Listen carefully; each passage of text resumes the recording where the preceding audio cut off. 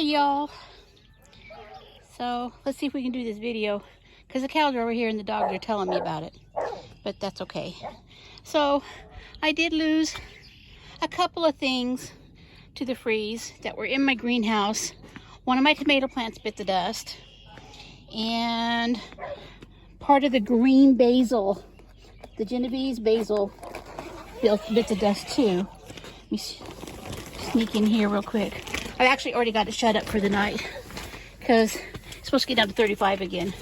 But yeah, see, I'm going to leave it because it might go ahead and shoot something else up here. But I still have two more right there that are fine. And I really only wanted two. So, and I took my daughter-in-law's hers today.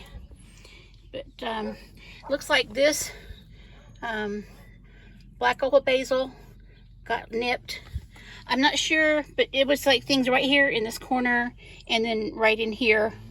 So this must be quite a bit colder or something, or maybe wind came in from down underneath there.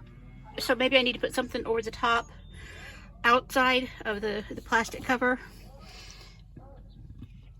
because I don't see any holes in the plastic anywhere. But that was my only casualties.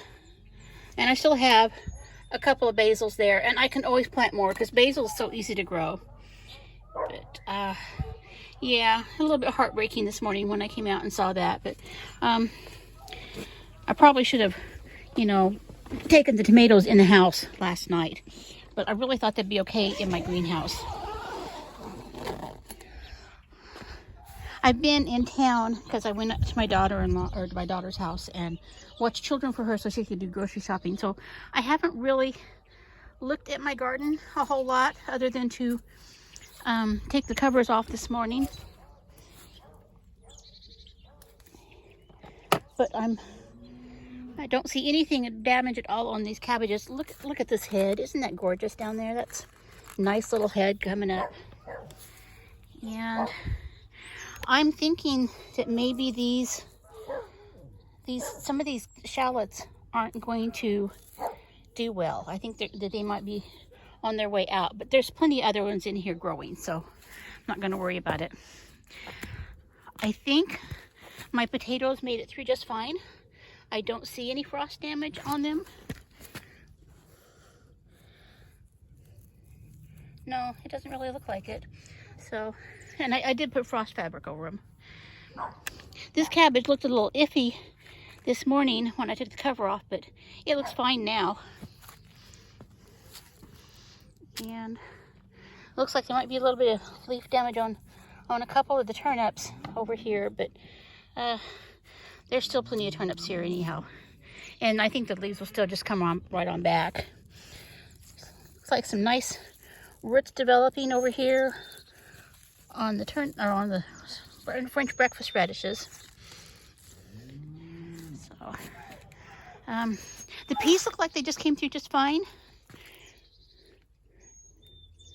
Yeah, there's a leaf here and there that looks a little bit limp, but for the most part they look okay. So all in all, things pulled through, and it did get pretty cold. It got down around 30, I believe. So that's pretty cold for some of these plants. These peas look just fine, the little Tom Thumb ones. I'm thinking maybe those and these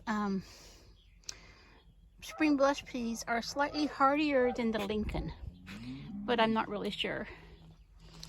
So that's just kind of an observation there. Anyway, things look pretty good. And now I don't plan on covering anything because there was a freeze warning, and then they took it back and said the low would be 36. And I think everything I've got will survive that just fine. I mean, 36 it's not freezing. But things are doing pretty good. I mean, there's looking at the bronze mignonette lettuce and the bib butterhead lettuce. And really tickled over the elderberries down here. Anyway, this is just a quick video to show you how everything weathered the freeze last night. And my last frost date is the 10th, and I'm hoping that they're serious and they're not going to take it back and give me a later one. But I still won't plant anything tender out until the end of April, middle of May, somewhere in there. So yeah, so if you liked my video, please give it a thumbs up. If you haven't subscribed yet, please do. And I will talk to everybody later.